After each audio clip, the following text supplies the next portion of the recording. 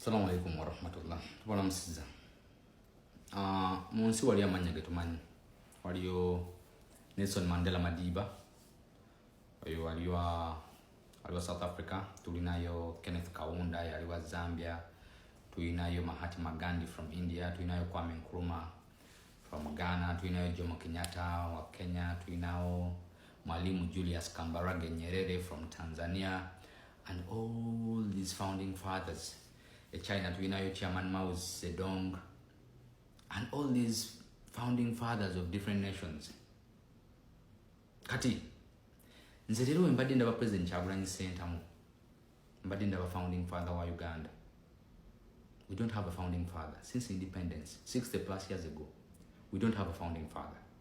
President KYAGULANYI, why don't you take yourself this gift that is on the table and be the founding father of Uganda? Why don't you take this gift? It's on your table. Be the founding father of this, our beautiful country, Uganda. Nesubi, aitukulembera ko maseyo. Ne Solomoni, aitukulembera ko maseyo. Wallahi abantu benda biriru, esanyu lienda biriru, amanyi genda biriru. If you didn't feel goosebumps on your body, I don't know. Because bro, this has been a day that President KYAGULANYI, removing Genome 7 only is enough for you to not do anything. In fact, there are 3 things: leading Ugandans to remove Genome 7, building institutions in Uganda and strengthening them, and then restoration of constitutionalism and rule of law. That is it. Those are only 3 things that we need as Ugandans. Museveni wa bao institutions to ziwa amani ziberenga ziruma. If you steal people's money, you know Parliament is coming for you. After Parliament coming for you, ajija ku investigating eko bakube mukomera nti you stole 2 lanes of the road. Sente wezifuluma nga tugambye ntwagala oluguudo lwa lanes 7 nga zirina kuzimbwa lanes 7. That is strengthened institutions. Sente wezifuluma nziganya kuzimba Kiruddu 20 billion za renovating nga Kiruddu zibudgeting nga 20 billion nga tira tuteko wadde billion emu nga zigenda kola Kiruddu hospital. That is strong systems. Strong systems zitambulira kuba president. No. Strong systems zitambulira ku mpaji ya constitutionalism ebezimbiddwa. That means omuntu abamanyi nti I will be accountable to these wrongs that I'm doing at this particular moment. It doesn't matter the time. President KYAGULANYI, kyensaba lwaki tugenda mu kalulu kano nga tusaba bannayuganda emyaka 5 you organize a free and fair election, as Museveni is asking for 45 years. You on the other hand, you're asking for only 5 years to organize an election that you will not be part of. Imagine being a forefather of Uganda at only 49 years of age. Imagine. That's what I was looking at when I was seeing you speak to Ugandans in Natete. I was looking at Bobiwine seated somewhere at age 49 and is commanding the leadership of Uganda. In fact, by default, you will be the president of Uganda. However much you're in office, but anyone that you will endorse after 5 years of your presidency, any person that you will endorse to be president of Uganda, automatically will be voted for by Ugandans. Why don't you carry yourself that privilege and be the founding father of Uganda? As you see Uganda flourish, ngoli wako tudde. Era Parliament ne webe ene ekintu kyeteesezaako. Ne bakikubaganyako ebirozo okumala ennaku 3. Camera personnels, but journalists bajja kujjeewo bakubuuze president kino kyogerako ki. Obagambe nedda ekyo sikkiriziganya nakyo, si kituufu. And the Parliament will stop even debating about it. That's the power of a founding father. Omuntu yenna gw'onaasongako nti oyo yababeera president, they will be the president. So by default, you will be the president of Uganda. Emyaka gyonna gy'onaamala ku nsi ojja sigala nga you're the president by default. President KYAGULANYI, why don't you take this opportunity and grab yourself these beautiful,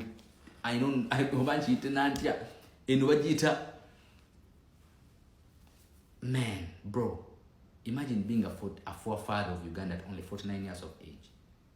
That's out of this world. Ensi zijja kulwana nti Philippines erwanye ne Burma ne Myanmar bajje bakunone mu nnyonyi awo Entebbe airport bakutika ogende ba president ababiri. Somalia eri kulwana ne Djibouti, they will come and grab you bakugamba omanyi President Kyagulanyi, you come and speak to these men because they know you respect yourself. What you take it?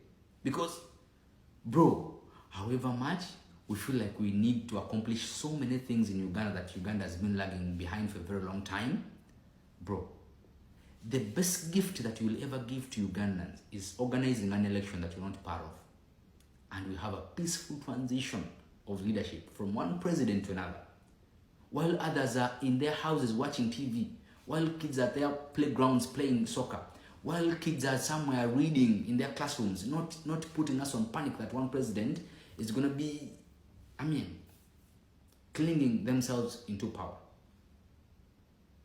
President Kyagulanyi, my humble appeal is tugende mu message yaffe eyakaluka nga tusaba emyaka egi,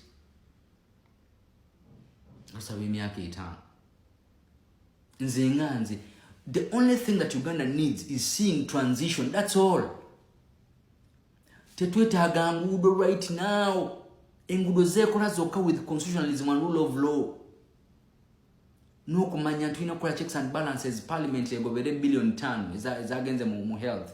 Parliament esobola okukola inquiries mu executive bawadde $3 billion zagenzeewa. Parliament esobola okukola inquiries mu judiciary. That's all we need. Institutionalization. That's why as an African, I have so many issues with the leadership of Ibrahim Traore. Bamukubira. I like him. Nti yakwata obukulembeze bw'eggwanga ng'asazeewo n'ateekawo bidiye, but